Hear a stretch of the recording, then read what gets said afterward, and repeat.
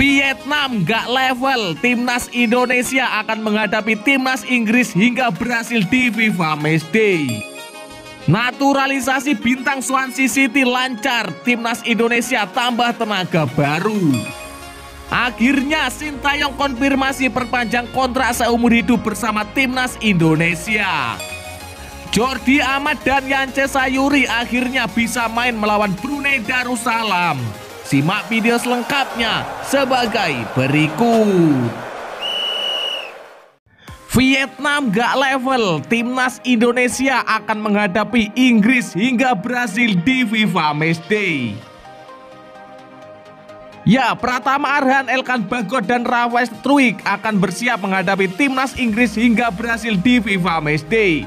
Ketiga pemain bintang timnas Indonesia berbicara tentang keinginan untuk menghadapi negara besar lainnya setelah melawan Argentina. Pada Juni 2023 lalu, skuad Garuda julukan timnas Indonesia berkesempatan untuk menghadapi juara dunia Argentina. Vietnam gak level. PSSI pun telah mengkonfirmasi bahwa pertandingan semacam ini, yaitu kontra tim kuat dunia, akan diselenggarakan secara reguler ke depannya. Hal ini dimaksudkan sebagai momen pembelajaran bagi para pemain timnas Indonesia. Skuad Garuda memiliki satu jadwal FIFA Matchday dengan tim besar dalam setahun. Ketika ditanyakan mengenai siapa lawan berikutnya yang disukai, para pemain timnas Indonesia memiliki jawaban yang berbeda-beda. Pratama Arhan lebih senang jika timnas Indonesia bisa menghadapi melawan Brasil nantinya. Vietnam gak level. Menurutnya tim negeri Samba itu cocok bagi timnas Indonesia untuk belajar lebih banyak lagi. Sementara itu Elkan Bagot justru lebih condong memilih timnas Inggris sebagai lawan. Maklum, bek jangkung itu memang tengah berkarir di Inggris saat ini dengan Ipswich Town.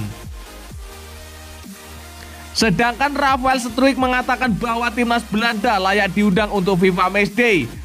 Sebab Rafael Struijk juga memiliki darah Belanda dan berkarir di sana bersama Ado Den Haag. Ya, pengennya sih tentunya karena kita harus bisa banyak belajar dari tim negara yang lebih tinggi dari kita. Mungkin Brasil, ucap Arhan. Mungkin lebih cocok Inggris, kata Elkan Bagot. Bagi saya Belanda, kata Rafael Struijk. Vietnam gak level. Sebagaimana diketahui saat ini timnas Indonesia akan bersiap menghadapi Brunei Darussalam di kualifikasi Piala Dunia 2026 zona Asia. Naturalisasi Nathan Joaon lancar, timnas Indonesia tambah daya gedor. Ya, timnas Indonesia berpeluang memiliki amunisi baru guna menambah kekuatan tim setelah Sintayong menyebut proses naturalisasi pemain Swansea City Nathan Joaon lancar jaya. Pemain yang bisa ditempatkan sebagai bek kiri atau bek tengah milik klub Swansea City Liga Inggris tersebut diklaim tengah digait timnas Indonesia sebagai pemain naturalisasi. PSSI tengah memperbaiki kualitas timnas Indonesia dengan berbagai cara. Salah satunya menerima minat pemain keturunan memperkuat skuad Garuda. Ketika ditanya mengenai proses naturalisasi Nathan Joaon, Sintayong mengatakan sejauh ini tidak memiliki kendala. Ya, setahu saya lancar jaya untuk naturalisasi pemain tersebut, ucap Sintayong. Meski demikian, pelatih asal Korea Selatan itu belum mengetahui lebih lanjut mengenai perkembangan naturalisasi pemain kelahiran Belanda tersebut. Ya, jujur masalah administrasi belum tahu, saya akan bertemu dulu dengan Pak Ketua Umum, kata Sintayong.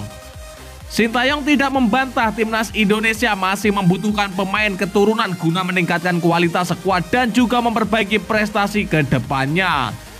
Memang skuad saat ini baik dan baik pula dalam hal prestasi saat ini.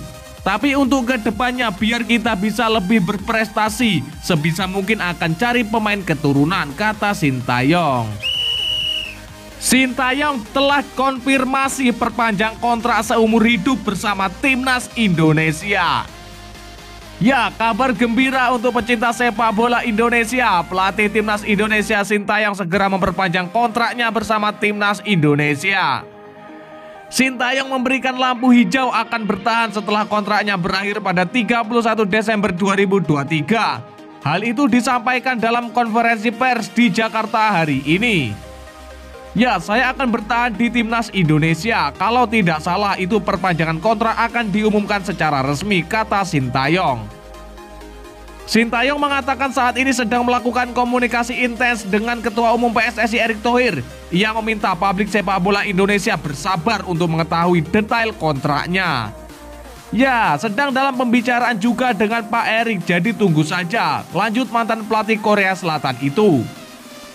Sebelumnya, Ketua Umum PSSI Erick Thohir mengatakan Sintayong mendapatkan kontrak jangka panjang yakni memimpin timnas Indonesia. Hanya saja tidak diketahui secara pasti perpanjangan kontrak yang dimaksud Sintayong itu, atau ada kontrak jangka panjang yang telah disiapkan PSSI kepadanya. Satu hal yang pasti, perpanjangan kontrak Sintayong menjadi kabar baik bagi timnas Indonesia. Pasalnya pelatih asal Korea Selatan itu telah memberikan perubahan besar bagi sepak bola tanah air. Sintayong mampu memperbaiki posisi timnas Indonesia di ranking FIFA dari 173 ke 143 dunia. Ia juga membawa timnas Indonesia lolos ke Piala Asia 2023. Dengan Sintayong tetap di kursi kepelatihan, timnas Indonesia diharapkan bisa terus terbang tinggi setinggi-tingginya sampai tidak turun lagi dan meraih prestasi yang lebih tinggi lagi. Kabar gembira, akhirnya Jordi Amat dan Yance Sayuri bisa membela timnas Indonesia melawan Brunei Darussalam. Ya, Jordi Amat dan Yance Sayuri awalnya tidak dipanggil Sintayong karena mengalami cedera. Namun keduanya sudah dinyatakan pulih dan siap bermain untuk klubnya masing-masing, yakni PSM Makassar dan Jordi Amat di Johor Darul Ta'zim. Sintayong menegaskan keputusan mengistirahatkan Jordi Amat dan Yance Sayuri untuk kepentingan timnas Indonesia di putaran kedua kualifikasi Piala Dunia 2026. Jika menang atas Brunei, timnas Indonesia lolos ke babak kedua dan tergabung di grup F bersama Irak, Vietnam, dan Filipina.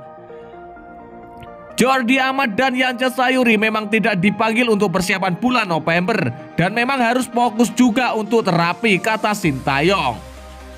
Seperti yang sudah diutarakan di atas, di putaran kedua kualifikasi Piala Dunia 2026, timnas Indonesia akan menghadapi Vietnam, Irak, dan juga Filipina. Sintayong ingin memastikan Jordi Amat dan Yance Sayuri dalam kondisi fit dan siap menghadapi lawan-lawan lebih tangguh.